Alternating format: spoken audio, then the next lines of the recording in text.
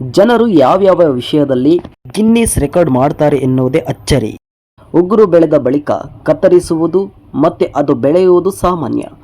ಆದರೆ ಇಲ್ಲೊಬ್ಬ ವ್ಯಕ್ತಿ ಬರೋಬ್ಬರಿ 66 ವರ್ಷಗಳ ಕಾಲ ಎಡಗೈಯ ಉಗುರುಗಳ ಕತ್ತರಿಸದೆ ಸುಮಾರು 29 ಅಡಿ ಉದ್ದಕ್ಕೆ ಬೆಳೆಸಿ ಗಿನ್ನಿಸ್ ವಿಶ್ವ ದಾಖಲೆ ನಿರ್ಮಿಸಿದ್ದಾರೆ. ಹೌದು, ಮಹಾರಾಷ್ಟ್ರದ ಪುಣೆಯ ಶ್ರೀಧರ್ ಜಿಲ್ಲಾಲ್ ಅವರು ಎಡಗೈಯ 5 ಉಗುರುಗಳನ್ನು ಅಳೆಯಲಾಗಿತ್ತು.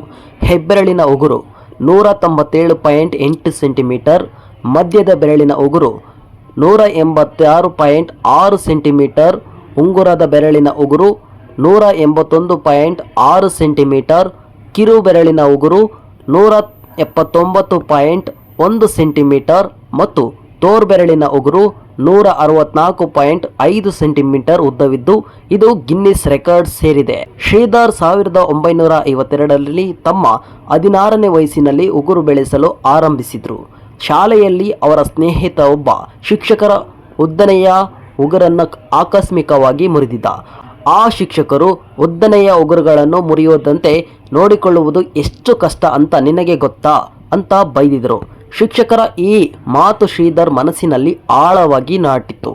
ಅದೇ ದಿನದಿಂದ ಅವರು ಎಡಗೈಯ ಉಗುರುಗಳನ್ನು ಕತ್ತರಿಸದೆ ಬೆಳೆಸಲು ನಿರ್ಧರಿಸಿದರು. ಉಗುರುಗಳು ಉದ್ದವಾಗುತ್ತಿದ್ದಂತೆ ದೈನಂದಿನ ಕೆಲಸ ಮಾಡುವುದೇ ಶ್ರೀಧರ್ಗೆ ದೊಡ್ಡ ಸವಾಲಾಗಿತ್ತು.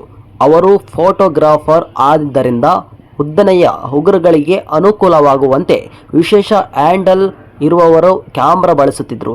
66 ವರ್ಷಗಳ ಬಳಿಕ ಅವರ ಉಗುರುಗಳು ದಾಖಲೆ ಬರೆದು ಒಂದೇ ಕೈಯಲ್ಲಿ ಅತಿ ಉದ್ದದ ಉಗುರುಗಳನ್ನು ಹೊಂದಿದ್ದ ವ್ಯಕ್ತಿ ಎಂಬ ಗಿನ್ನಿಸ್ ರೆಕಾರ್ಡ್ ಶ್ರೀಧರ್ ಜಿಲ್ಲಾಲ್ ಹೆಸರಿನಲ್ಲಿದೆ. ಇಂತಹ ಮತ್ತಷ್ಟು ಸುದ್ದಿಗಳಿಗಾಗಿ ನಮ್ಮ ಚಾನಲನ್ನು ಸಬ್ಸ್ಕ್ರೈಬ್ ಮಾಡಿ.